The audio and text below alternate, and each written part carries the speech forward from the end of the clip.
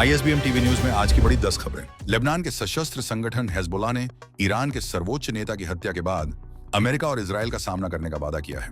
हालांकि अब तक उसने सीधे तौर पर कोई सैन्य कार्रवाई नहीं की है। इजरायल ने तेहरान के गांधी अस्पताल पर बमबारी की, जिसके अंदरूनी हिस्सों में नुकसान के दृश्य सामने आए हैं। यह हमला अमेरिका इजरायल के संयुक्त सैन्य अभियान के दूसरे दिन हुआ। इजरायल ईरान संघर्ष के बीच इजरायली हमलों में कई शीर्ष ईरानी नेता और वैज्ञानिक मारे गए हैं। इन घटनाओं से पश्चिम एशिया में सैन्य तनाव और गहरा गया है।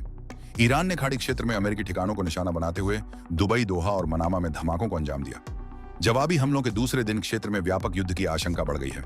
प्रधानमंत्री नरेंद्र मोदी की हालिया इजरायल यात्रा को लेकर भारत में विपक्षी दलों ने आलोचना की है।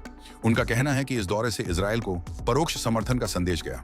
अमेरिका के राष्ट्रपति डोनाल्ड ट्रंप ने ईरान को चेतावनी दी है कि उसे ऐसी ताकत का सामना करना पड़ेगा जो पहले कभी नहीं देखी गई। इस बीच भारत के विदेश मंत्रालय ने क्षेत्र में रह रहे भारतीयों के लिए एडवाइजरी जारी की है।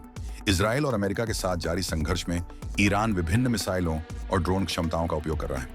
विशेषज्ञों के अनुसार उसकी बैलिस्टिक और क्रूज मिसाइलें क्षेत्रीय संतुलन को प्रभावित कर सकती हैं। ईरान के रिवोल्यूशनरी गार्ड्स ने दावा किया कि उन्होंने अमेरिकी विमान वाहक पोत USS इब्राहिम लिंकन पर मिसाइल हमला किया। हालांकि अमेरिका ने कहा कि पोत को कोई नुकसान नहीं हुआ। पश्चिम एशिया में बढ़ते संघर्ष के कारण भारतीय एयरलाइनों ने 350 उड़ानें रद्द कर दी हैं। संयुक्त अरब अमीरात ने फंसे यात्रियों को सहायता देने की पेशकश की है। गृह मंत्रालय ने राज्यों को संभावित हिंसा और छिटपुट प्रदर्शनों को लेकर सतर्क रहने की सलाह दी है। ईरान के सर्वोच्च नेता की मौत के बाद देश में सुरक्षा व्यवस्था कड़ी करने के निर्देश दिए गए हैं।